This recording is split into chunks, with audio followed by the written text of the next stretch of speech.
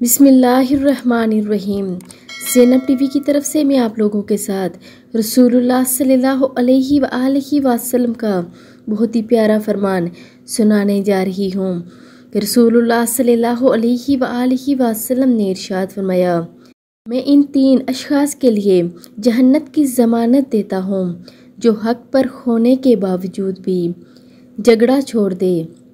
और नंबर 2 है कि मजाक में भी वो झूठ ना बोले और जिसका इखलाक बहुत ही अच्छा हो।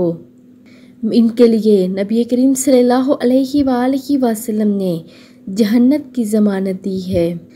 तस्से हदीस का मफ़हूम यानी नबी करीम सल्लल्लाहु अलैहि वसल्लम ने ये नहीं फरमाया वो बहुत पढ़ा लिखा हो, बहुत मालदार हो या ऐसा कुछ नहीं, बल्कि ये कहा कि वो हक़ पर होने के बावजूद झगड़े को छोड़ दे, मजाक में भी कभी झूठ ना बोले और जिसका इखलाक बहुत ही अच्छा हो। आप सब ने भी इस पर लाजमी अमल करना है और वीडियो को आगे लाजमी शेयर भी करना है। जज़ाकल्लाह।